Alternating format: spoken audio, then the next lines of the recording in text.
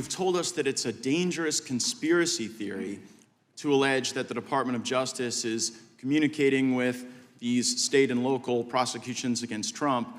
You can clear it all up for us right now. Will the Department of Justice provide to the committee all documents, all correspondence between the department and Alvin Bragg's office and Fani Willis's office and Letitia James's office? The offices you're referring to are independent offices of state. I get that. I get that. State. The question is whether or not you will provide all of your documents and correspondence. That's the question. I don't need a history lesson.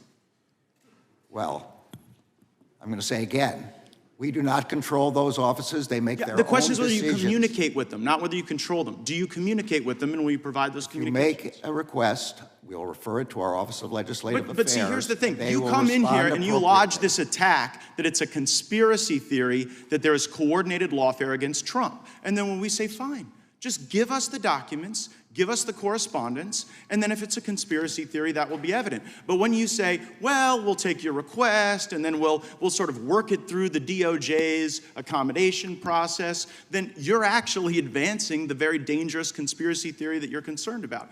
Now, you were a judge, once nominated to the highest court in our country. When you were a judge, I'm just curious, did you ever make political donations to partisan candidates? No.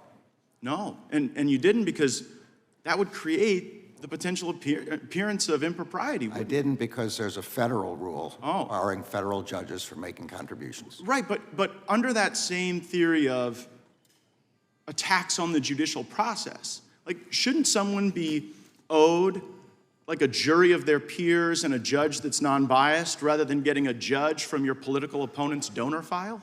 I'm well aware that you're not asking a hypothetical. You're asking me to comment on a jury verdict in another jurisdiction which has to be respected. I won't comment on it. That case is still ongoing. The defendant Mr. Attorney General, I hadn't asked you about the verdict yet. We were getting there. I was talking about the judge. And so let me ask you this question about your time as a judge.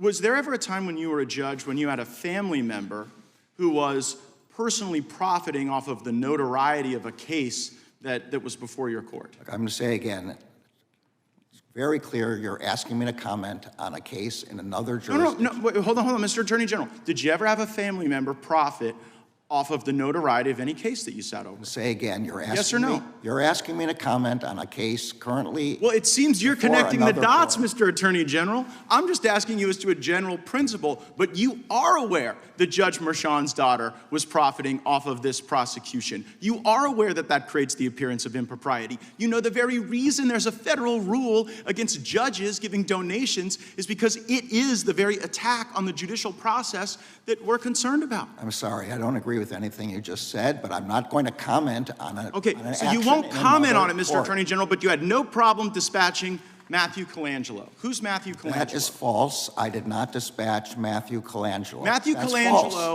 Colangelo became the Assistant Attorney General at the very beginning of the Biden administration. Without having been Senate confirmed, goes and gets this senior role at the DOJ, and then after, I believe it's Gupta replaces Colangelo, Colangelo makes this remarkable downstream career journey from the U.S. Department of Justice in Washington, D.C., and then pops up in Alvin Bragg's office to go get Trump. And you're saying that's just a career choice that was made that has nothing to do with the lawfare coordinated by the DOJ. I'm saying it's false. I did not dispatch Mr. Colangelo anywhere. Well, do you know how he ended up there? I assume he applied for a job there and got the job. But see, you know what? I can tell you I had nothing to do with it. Well, you might not have had anything to do with it, but we've got this contemporaneous evidence in Mr. Pomerantz's book. So Pomerantz writes this book, which I'm sure you're aware of, where he says, we put together the legal eagles to get Trump. We got all these folks together, and we assembled them for that purpose. And so when we on the Judiciary Committee think about attacks on the judicial process, our concern is that the facts and the law aren't being followed.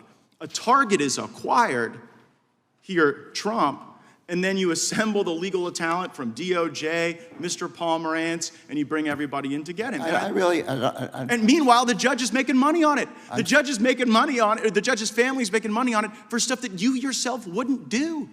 You know, no one's gonna buy this, no one's gonna believe it, it's gonna create great disruption, and I am saddened by it because like you, I have given my life to the law. I care deeply about the law, and I think that the lawfare we've seen against President Trump will do great damage well beyond our time in public service.